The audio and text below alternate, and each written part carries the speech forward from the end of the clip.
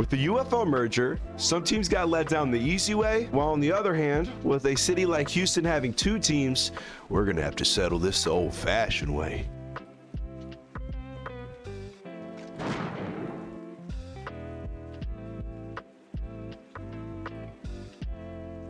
Ooh, me.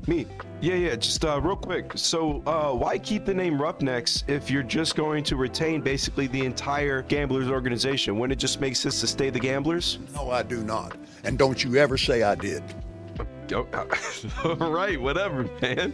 Look, you can call it whatever you want, but we all know. And remember, I did all the research, so that way you didn't have to, partner. To start us off, I'm going to talk about the head coach of the Roughnecks, Wade Phillips. You what? Okay. Well, at least they still have Max Borghi, right? What kind of place is this? You said the head coach is who? Apparently, the new head coach is a guy by the name of CJ Johnson, and he was the head coach of the Gamblers last season. But they're the Roughnecks now, huh? But while we're speaking of the Gamblers, as I was looking into the history of these teams, I came across this. I never knew Jim Kelly played in the USFL before the NFL, and just look at these stats. Listen, I know that my opinion doesn't matter much here, but if you have one of the great NFL quarterbacks coming from your organization, why not just keep the name at least? All right, back on topic. CJ Johnson led the Gamblers to a 5-5 record as his first season as Houston's head coach. Now, I say Houston loosely because they played all of their home games in Memphis, Tennessee. Johnson earned a reputation as being an excellent recruiter. During his time at San Diego State, he recruited Marshall Faulk. Oh, and he was also the wide receiver coach for arguably, in my opinion, the greatest college football team of all time, the 2001 Miami Hurricanes. Ed Reed, Audrey Johnson, Reggie Wayne.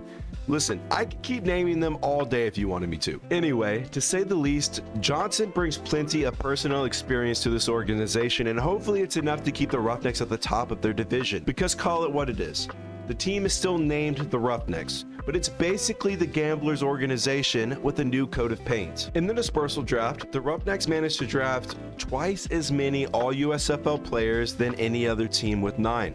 And unfortunately though, none of these picks were used on a quarterback. When I started my research, I was worried that they were going to keep the starting quarterback from the Gamblers last year, Kenji Bahar. Honestly, I feel like I'm looking at a Josh Rose's stat line right now. And it's never a good sign when they say that this is the best pass they've seen from you all season. And that is the best pass I've seen this season. But thankfully, they put Houston fans out of their misery by releasing Bahar and opting to start former Volunteers Project in Jay Guarantano, who beat out Reed Sinnott in camp, who has NFL experience, but let's be honest, anything's a step up from Bahar. And that is the best pass I've seen this season. Man, ever since PJ Walker left, it just hasn't been the same. With the unfortunate news of their all-USFL Offensive Player of the Year, Mark Thompson, going down with a knee injury, his offensive production is going to be hard to replace. And also with the Roughnecks cutting 2 running backs a couple of weeks prior, that leaves the running back room pretty anemic. And at the time of this video, TJ Pledger is probably going to be the bell cow for this team. And with an unexperienced quarterback, a strong run game is needed. But with some good news, they retained their all-USFL wide receiver Justin Hall, who finished as one of the best receivers in either league last season. He hauled in 47 passes for 513 yards and 4 touchdowns. And in weeks 1 through 5, he was graded as one of the top receivers in the USFL, according to, you guessed it, Pro Football Focus. They drafted all USFL receiver Isaiah Henney, who had a solid season with the Pittsburgh Maulers, but that offensive production on the team just wasn't prolific, to say the least. They lost their tight end Josh Peterson to the Jacksonville Jaguars, and if that last name sounds familiar, that's because his dad,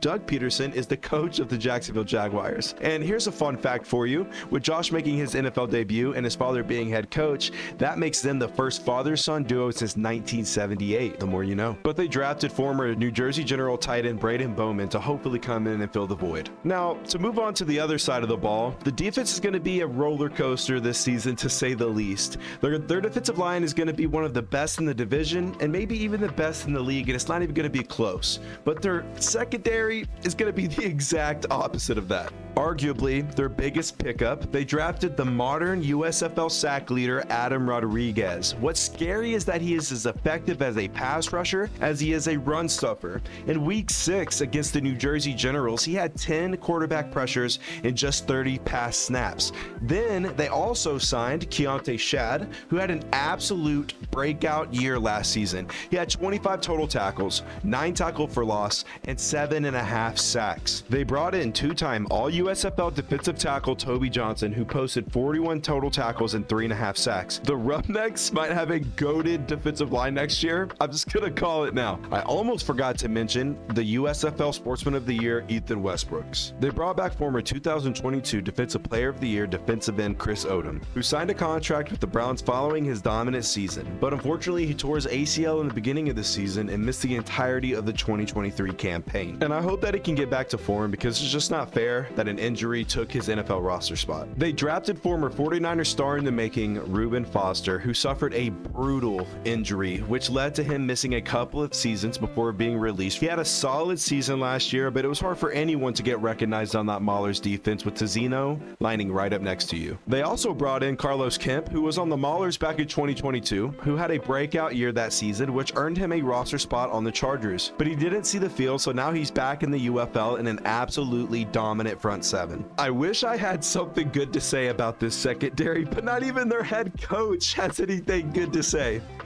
Look, I'm not just bullying you guys for the sake of it like I do the Brahmas, okay? And as if their secondary wasn't already bad enough, as I was making this video, they announced that they cut 2023 All-USFL defensive back Manny Bunch, which I think is a bunch of crap.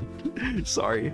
And not to mention the players that they have cut the weeks prior to this. The secondary is just so thin. And hey, I heard that if you live in Houston and you have a pulse, the Roughnecks are looking for defensive backs. And just so you don't think I'm being dramatic, the most notable defensive back left on this team is a guy by the name of Corn Elder. And his last big role was in 2020 when he recorded 40 total tackles. And the second notable player being a defensive back by the name of Jimmy Moreland, and his last time seeing any starting snaps was in 2020. And trying to figure out this secondary issue is just something crazy. And honestly, I just feel bad for CJ Johnson at this point, because with less than a week left before the season starts, I just don't know how they're going to pull a rabbit out of the hat. As it seems right now, this secondary is just going to be Swiss cheese. But hey, thank God they drafted a long snapper. Thank you guys so much for coming back to one of my videos. And as you can tell, this is a passionate one. And no, I'm not a fan of the Roughnecks. I'm just a fan of good football, specifically defenses. And this secondary is awful, okay?